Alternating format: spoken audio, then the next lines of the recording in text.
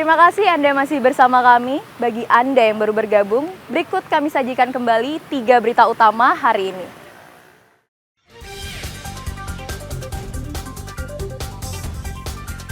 Harga beras kualitas premium di Bangli sejak sepekan terakhir merangkak naik.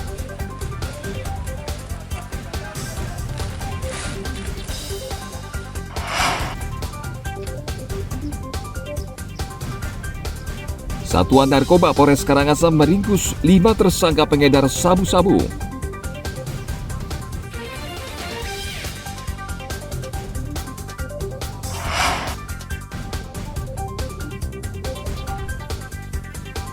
Jelang perayaan Imlek, umat Tridharma membersihkan kelenteng.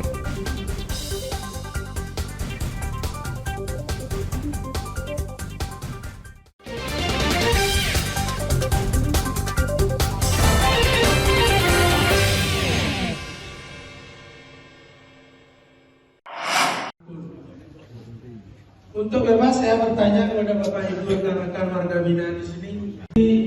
Salah satunya KPU Bangli melakukan sosialisasi pemilu di Lembaga Pemasyarakatan di Rutan Kelas 2B Bangli untuk meningkatkan partisipasi pemilih. Kendati status mereka sebagai warga binaan, mereka tetap memiliki hak untuk menyalurkan suara mereka dalam pemilu. Mereka antusias mendengarkan pemaparan dari Komisioner KPU Bangli tentang pemilu dan tata cara mencoblos di TPS yang disediakan khusus di lapas. KPU Bangli juga terus memonitor jumlah warga binaan yang akan memilih karena ada penambahan warga binaan dan ada juga yang bebas.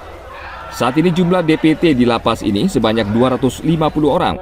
Namun ada tambahan baru sebanyak 82 orang yang masih berproses di KPU Bangli.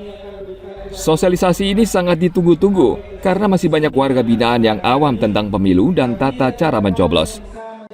sudah ada aturan yang luar Bali ya 1 surat suara untuk presiden saja. Kalau luar kabupaten, Yang luar kabupaten 3 surat suara. apa aja nih? Ya untuk presiden, DPR RI dan DPD. Kami sangat bersyukur dan terima kasih sekali kepada pihak KPU. Di Rutan Bangli diadakan sosialisasi terkait dengan pemilihan umum tahun 2024. Sebagian besar warga binaan di Rutan Kelas 2B Bangli berasal dari luar Kabupaten Bangli, bahkan luar Bali, sehingga mereka tidak penuh mendapatkan surat suara. Khusus untuk warga binaan Bangli akan mendapat 3 jenis surat suara, yakni Presiden, DPR RI, dan DPD RI.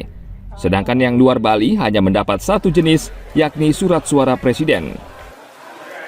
Tim Liputan melaporkan dari Kabupaten Bangli.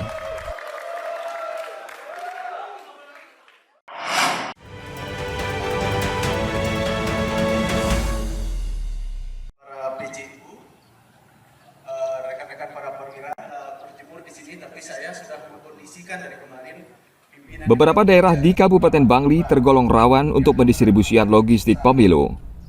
Untuk itu, Polres Bangli akan menyiagakan anggotanya untuk mengawal pendistribusian logistik pemilu ke TPS-TPS rawan yang terletak di daerah terpencil dan pegunungan.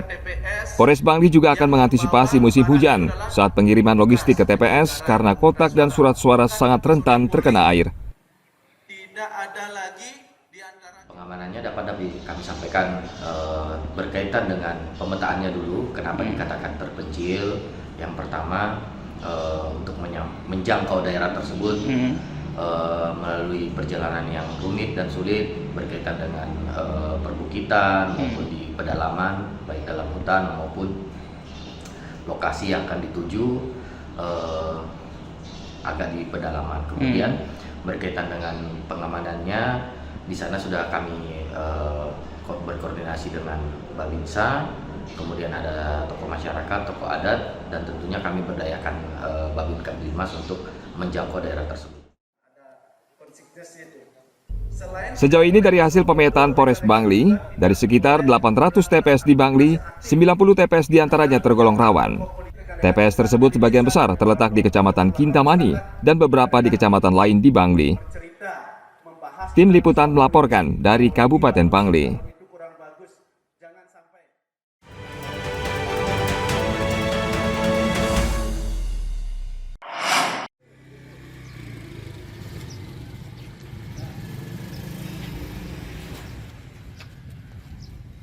Satuan Narkoba Polres Karangasem meringkus 5 tersangka pengedar sabu dalam kurun waktu 1 bulan terakhir.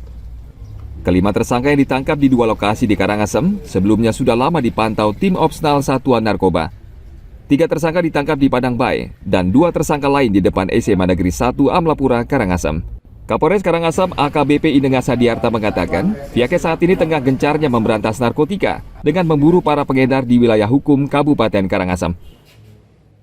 Tentunya nanti kita bisa mengungkap bandarnya, karena target atas resolusi kami di tahun 2024 Polres Karangasem bisa mengungkap bandarnya. Karena inilah yang sebagai pendistribusi yang harus kita potong ini, sehingga peredaran gelap narkoba di Kabupaten Karangasem itu bisa dikurangi, ya. Kalau bisa ditiadakan, ya. Itu juga peran dari seluruh lapisan masyarakat bisa membantu kami. Dari 5 tersangka ada yang masuk kategori residivis. Sementara dari hasil penyidikan, ya, yang bersangkutan ini, kelima tersangka ini belum pernah ditangkap. Dari tangan 5 tersangka, polisi menyita sabu seberat 3 gram.